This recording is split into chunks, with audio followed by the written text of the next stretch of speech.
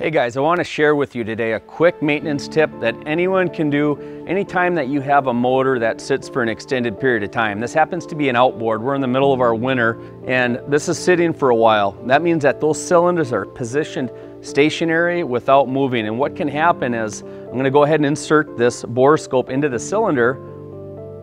When a piston and its rings are stationary against the cylinder wall, you can actually have some corrosion develop in the form of rust, especially if that piston is sitting for an extended period of time in a cylinder that has some ambient moisture or even dry.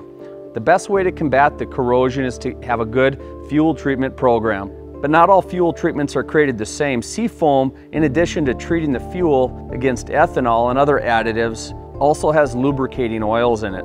Those lubricating oils spread within that upper cylinder area during the combustion cycle, and that's a great rust prevention measure.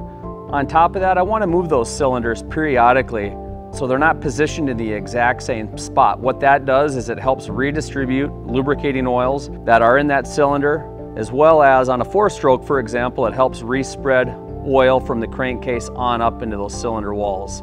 So it's all about just a simple turning over of the engine to prevent the rings from sitting in the same place for a long time. That's a high-risk area for rust to occur, which over the course of a 20-year engine life can reduce performance pretty significantly. Now at Wired to Fish, we regularly run Seafoam Marine Pro through all of our outboard engines. It's especially important at the end of the year if you're going to be putting your boat away for storage, if you live in like the ice belt, for example, or maybe you are a deer hunter and you put the boat up for a little bit. When we do run our fuel treatment program, we also run it in a higher concentration. For example, I may put a full can in with only a quarter tank of gas in my engine. Being that it's a 100% petroleum product, there's no risk to the engine parts. That's actually going to enhance the cleaning effect. Now engines are different. A lawnmower could be a pull start. I'm just going to pull the recoil like on this older 2-stroke. That's moving that cylinder, kind of broke any seal that may have formed where those piston rings are seated against the cylinder wall. Respread those lubricating oils, just helps prevent corrosion within that inner cylinder area. If you have a buddy with a bore scope, you'll be surprised. Stick it in there periodically, and what you're looking for is a clean piston head as well as clean cylinder walls that don't have visible signs of corrosion such as rust.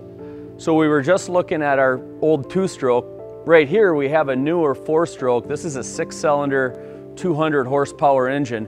And the same thing applies. The one thing you have with the 4-stroke is you have a crankcase that has oil, whether conventional or synthetic. And I'm going to do the same thing here. I'm going to turn over that cylinder without starting the engine.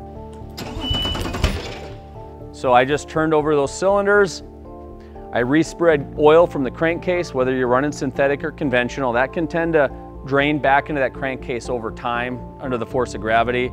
And we ran a bunch of Seafoam Marine Pro through here before we put this boat into storage. So this is the easiest way to prevent corrosion within your cylinders.